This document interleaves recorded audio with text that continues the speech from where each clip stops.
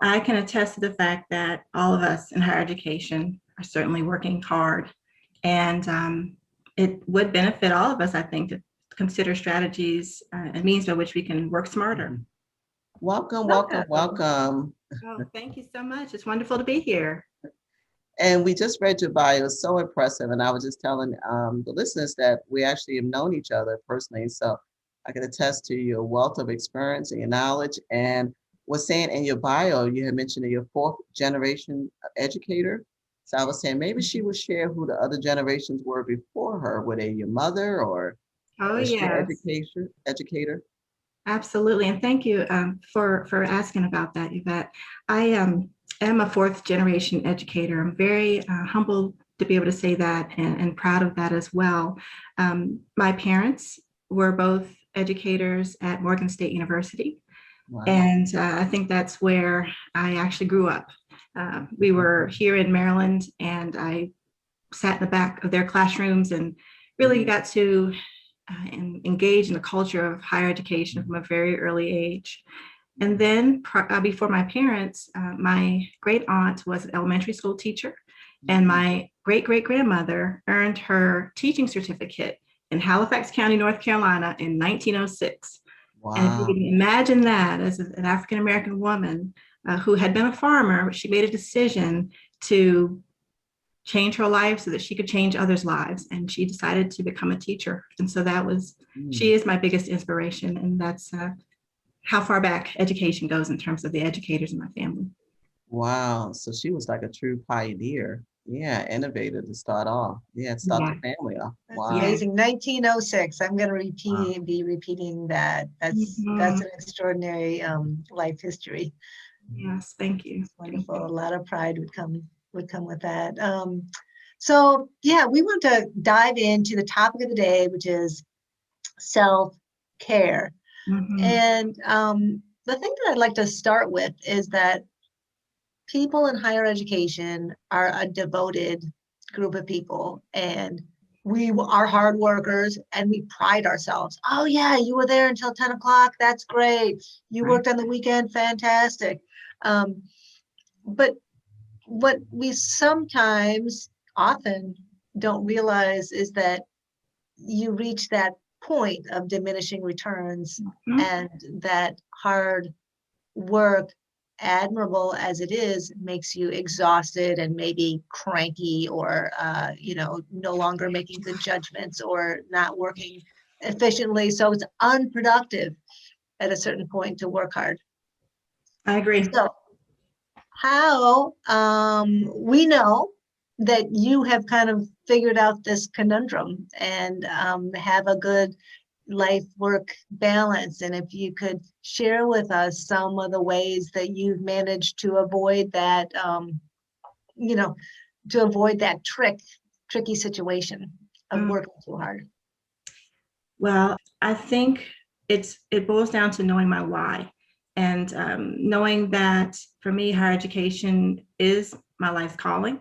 It's my purpose in life to be able to impact others in a positive way so that they can improve the quality of their lives. And so when I'm clear about my mission and my purpose, it makes it easier for me to make choices, and the right choices that will help me to stay in balance, if you will. I think to having a clear sense of my mission and purpose in life helps me to avoid distractions. And I think all of us can relate to those in terms of things that can get us off track from what's really important to us, and to what's at the heart of our values, what we hold dear in terms of the work that we do. So I think to be able to stay focused, to avoid distractions, it's important to know your why. And getting to that point for me really has centered on focusing on becoming more aware of myself, knowing my strengths, knowing where I have opportunities for growth, but really focusing in on what I do well and aligning and matching up those strengths to whatever it is I'm attempting to do. So, in thinking about what I value, the work that I do, making sure that I'm applying my strengths to the best of my ability to that. And that helps to fuel me. That helps to motivate me and keep me from getting to that point of burnout. When I focus on projects and initiatives and opportunities to lead, where I'm aligning my strengths with my passions, with things that I value and things I know will align with my mission, I tend to get energized and not drained. Other things can certainly drain me if I'm not aligning them with my mission. So, and Monica, and it's also in our book because I have a question related to um, the book, and then she's in under self-care and also out in education careers book. So my question is, um, in what ways you incorporate those relaxation strategies in your work-life balance? And what are some things that are not already mentioned in our book that you would like to start incorporating in your life, those relaxation strategies? I feel like I can exhale now just to have a sense of relaxation. You mentioned breathing exercises, I think, in your book, and that's something that a lot of people do. I've started to do that a little bit. But for me, I think one relaxation strategy that I've really been focused on in the last year or so has been exercise. I haven't always exercised on a regular, consistent basis. But again, dealing with the pressures of leadership, the challenges of our roles, the challenges of my role specifically, I've found that the treadmill is my friend. I haven't allowed dust to gather on it. I walk every day, and it helps me to adjust, my internal controls, if you will, and to get that stress that I experience under control. It allows me to be able to manage it much more effectively. So exercising daily is something that has definitely helped me not only to improve in terms of being able to thrive in higher education with stress management, but also to get fit. And I think that is important as leaders that we think about that too, being able to be physically fit to be able to meet the demands of our roles. I would also think that in thinking about some of the relaxation strategies in the book that you mentioned, one of them I think tied to peace and finding strategies to be able to cultivate a peaceful environment wherever you are. For some, it may be walking in nature or going to the beach, whatever it may be. But I'll tell you, I've been focused on doing whatever it takes to preserve my peace, whether it's being more mindful, being in the moment. The work is piling up as we speak, but it will be there right here. I'm with you right now, focusing in on this wonderful conversation. And so being more mindful has helped me to be able to relax. And that's a strategy that I would recommend too. I'm a lover of music. I love to read. I enjoy arts and culture. So I think that helps me also when I want to step away from the pressures of work and to be able to, again, re-energize and refuel myself when it comes to sustainability and being able to sustain myself in this work. And in terms of preserving my peace, I have to say that I do tend to distance myself from toxic environments, toxic people, and toxic situations that can bring me down, that can wear me out, that can cause me not to be relaxed. And there's so many people counting on us as leaders. They're looking to us first and foremost for guidance,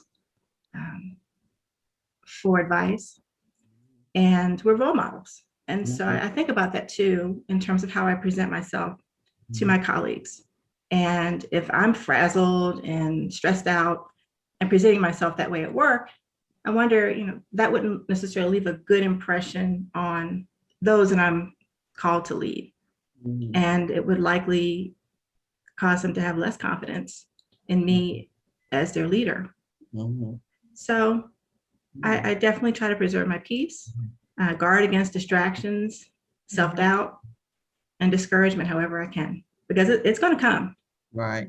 And just thinking about being on guard, being able to respond appropriately to those situations. And I think the last thing I would just say, and there are many relaxation strategies out there, but I found that one thing that gives me great joy and a sense of satisfaction and can relax me is when I'm out in the community, if I'm able to get out, or if not, just finding a way to be of service. And I have so much to be thankful for. And I have so much gratitude that, and I've been blessed with a lot in terms of experiences, wisdom, things that I can share with others, that I love it when I have the opportunity to engage with the community and to be of service. Um, when I took a sabbatical a few years ago from my work as a department chair, I was focused on two things. One was on my research project that I was working on, of course, while away. But the second was on restoration and thinking about how I could use that time to rest, refuel, re-energize myself, and also to spend more time with my daughter. And at that time, she was in kindergarten.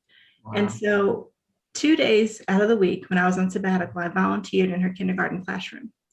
Wow. And what that enabled me to do was to get a front row seat to what was going on in our public education system, firsthand knowledge to be able to see that.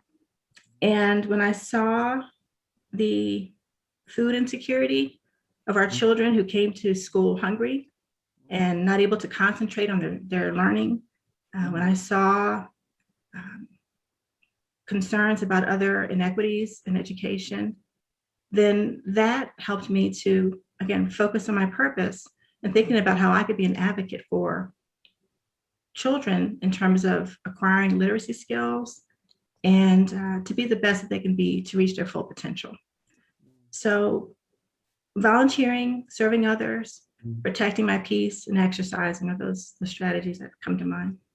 Yeah, no, I really appreciate it. I want to add one other thing that you mentioned. So, because I always think, oh, as higher education professionals, we know intellectually that we don't have a good look when we're tired and stressed out, but that you're able to go a step further and say, I, as a leader with my leadership team, do I want to present myself as frazzled, stressed out?